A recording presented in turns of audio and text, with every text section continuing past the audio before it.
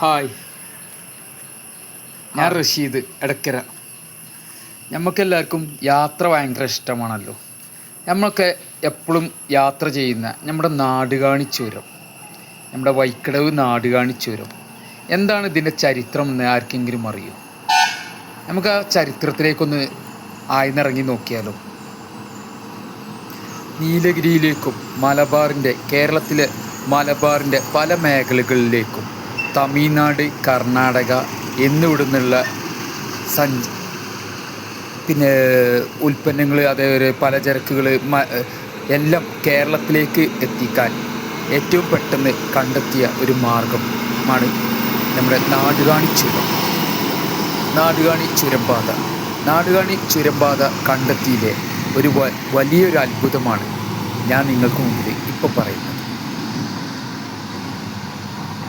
നാടുകാണി ചുരം പ്രകൃതിയുടെ ഒരു വസന്തം, കാഴ്ചക്കാർക്ക് അതൊരു മനോഹരമായ പ്രകൃതിയിൽ നീലഗിരി ജൈവ സംരക്ഷണ കീഴിൽ വരുന്ന ഈ നാടുകാണി ചുരം അപൂർവ ഇനം സസ്യങ്ങളുടെയും ജീവജാലങ്ങളുടെയും മൃഗങ്ങളുടെയും ഒരു കേന്ദ്രമാണ്. 1700-കളിൽ വൈക്കടവ് ആനമറി ചെക്ക് പോസ്റ്റ് വരെയുള്ളായിരുന്നു സഞ്ചാരം. അവിടുന്ന് മുകളിലേക്ക് സഞ്ചാരങ്ങളില്ലായിരുന്നു. ഇന്നത്തെ തമിഴ്നാട്, കർണാടക ഭാഗങ്ങളിലേക്ക് പോകാൻ വേണ്ടിയുള്ള സഞ്ചാരം തേടി നമ്മുടെ നാട് അന്ന് ഭരിച്ചിരുന്ന ബ്രിട്ടീഷുകാരനായ വില്യം ക്യാമ്പയിൻ്റെ യാത്രയാണ് ഈ ചുരംപാത. നാടുകാണി ചുരംപാത നമുക്ക് സമ്മാനിച്ചു. ചുരംപാത കണ്ടെത്തുക എന്ന വലിയ ദൗത്യത്തിനിടയിൽ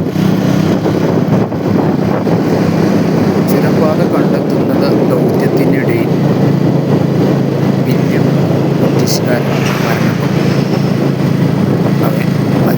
ബ്രിട്ടീഷുകാരൻ്റെ ശവകുടീരം ഇന്ന് സ്ഥിതി ചെയ്യുന്നു നമ്മുടെ നാടുകാണി. ബ്രിട്ടീഷ് ഉദ്യോഗസ്ഥനായ വില്യം ക്യാമ്പയിൻ്റെ സഹായത്തോടുകൂടി ചുരം കണ്ടെത്താൻ വേണ്ടി ഒരു ആദിവാസി യുവാവിനെയാണ് അദ്ദേഹം തിരഞ്ഞെടുത്തത്. കൂടെ ഒരു പട്ടിയെയും ഈ വഴി കാണിക്കാൻ ഈ ആദിവാസിയായിരുന്നു മുൻപന്തിയിലുണ്ടായിരുന്നു.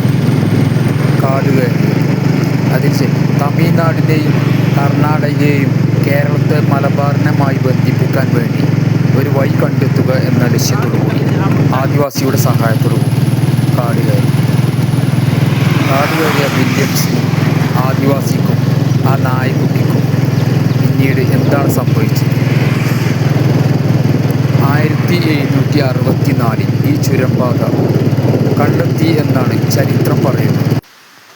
കാട് കയറിയ ഈ കൂട്ടർക്ക് പിന്നീട് എന്താണ് സംഭവിച്ചത്? യാത്രമധ്യേ വില്യംസിനും ആദിവാസിക്കും മലമ്പനി പിടിപെട്ടു. ബ്രിട്ടീഷുകാർ വില്യംസിനെ ചികിത്സാർത്ഥം ഇംഗ്ലണ്ടിലേക്ക് കൊണ്ടുപോയി. എന്നാൽ ഈ സമയം വഴി കാണിക്കാൻ വേണ്ടി പോയ ആദിവാസിക്കും ആ പട്ടിക്കുട്ടിക്കും എന്താണ് സംഭവിച്ചത്? ആദിവാസിയെയും നായ്ക്കുട്ടിയെയും വനത്തിനുള്ളിൽ തന്നെ ഉപേക്ഷിക്കുകയായിരുന്നു ബ്രിട്ടീഷുകാർ. ഈ അസുഖത്തിൽ വില്യം ക്യാമ്പയിൻ മരണപ്പെട്ടു. നാടുകാണി ചുരം വഴി വെട്ടുന്നതിൻ്റെ തിരക്കിനിടയിൽ വില്യം മരണപ്പെട്ടു. ഓർമ്മക്കാണ് നാടുകാണി ചുരത്തിലെ അണ്ണാ നഗറിൽ ബ്രിട്ടീഷുകാർ സ്മാരകം നിർമ്മിച്ചത്. ബ്രിട്ടീഷ് രാജ്ഞിയുടെ സെക്രട്ടറിയുടെ നിർദ്ദേശപ്രകാരം ഇതിൻ്റെ നിർമ്മാണമെന്ന് കല്ലിൽ കൊത്തിവച്ചിട്ടുണ്ട്. 1828 ഒക്ടോബർ 6 ജനിച്ച വില്യം ക്യാമ്പയിൻ 1864 ഏപ്രിൽ 5 അസുഖം പിടിപെട്ട് മരിച്ചു എന്നാണ് കല്ലിൽ കൊത്തിവെച്ചിട്ടുള്ളത്. നമ്മൾക്കെല്ലാവർക്കും യാത്ര ചെയ്യുന്ന ഈ നാടുകാണി ചുരത്തിൽ ഇങ്ങനൊരു ബ്രിട്ടീഷുകാരൻ്റെ സ്മാരകമുള്ളതായിട്ട് ആർക്കെങ്കിലും അറിയും? എത്ര മനോഹരമായി ഈ റോഡ് കണ്ടുപിടിച്ചതെന്ന്. കർണാടകയിൽ നിന്നും കേരളത്തിലും തമിഴ്നാട്ടിലും എല്ലാം ബന്ധിപ്പിക്കുന്ന ഈ നാടുകാണി ചുരം ഇത്ര മനോഹരമായ ജൈവ വൈവിധ്യങ്ങളിലാൽ മനോഹരമായ ഈ നാടുകാണി ചുരത്തിലൂടെ യാത്ര ചെയ്യുന്ന എത്ര പേരുണ്ട്?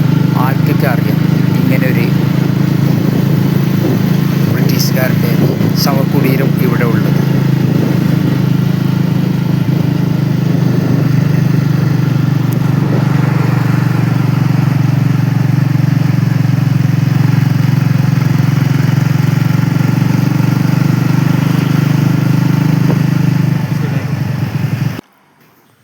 എനിക്ക് പുറകിൽ ഞാൻ നിൽക്കുന്ന ഈ അണ്ണാ നഗറിലാണ്. എനിക്ക് പുറകിൽ കാണുന്ന ഇതാണ് ആ വില്യംസിൻ്റെ ശവകുടീരം സ്ഥിതി ചെയ്യുന്നത്. നമ്മുടെ നാടുകാണി, താഴെ നാടുകാണിയിലാണ് ഇത് സ്ഥിതി ചെയ്യുന്നത്. കണ്ടോളൂ, ഇന്നും പ്രൗഢിയോടെ അതവിടെ നിലനിൽക്കുന്നുണ്ട്.